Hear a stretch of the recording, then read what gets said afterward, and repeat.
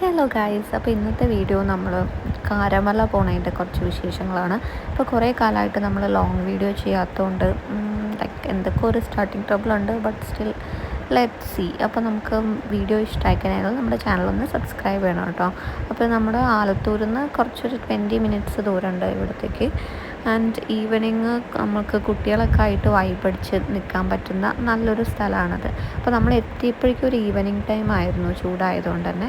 പക്ഷേ അവിടെ ആ സമയത്ത് ലൈറ്റ് ഇട്ടുണ്ടായിരുന്നില്ല. പക്ഷേ ലൈറ്റൊക്കെ ഇട്ടപ്പം ഇവിടെ നല്ലൊരു അടിപൊളി ഒരു പീസ്ഫുൾ വൈബ് നമുക്ക് കിട്ടി കേട്ടോ.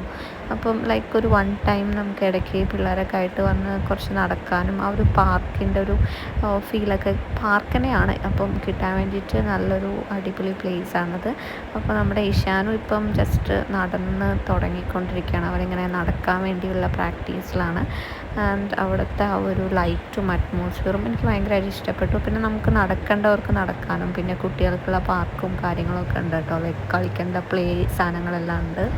ഖത്തറിന്ന് വന്നതിന് ശേഷം എനിക്ക് ഏറ്റവും കൂടുതൽ മിസ് ചെയ്യുന്നത് ലൈക്ക് പാർക്കാണ്. ലൈക്ക് അവിടെ ഭയങ്കര നീറ്റ് ആൻഡ് ക്ലീൻ ആയിട്ടുള്ള പാർക്കായിരിക്കും. പക്ഷെ നമുക്കിവിടെ അങ്ങനെ ഒരു ഓപ്ഷൻ ഭയങ്കര കുറവാണ്. ലൈക്ക് ആലത്തൂരാണെങ്കിലും അങ്ങനെ പാർക്കുകൾ ഭയങ്കര കുറവാണ്. അപ്പോൾ ഇതെനിക്ക് ഈ പ്ലേസ് ഭയങ്കര ഇഷ്ടമായി.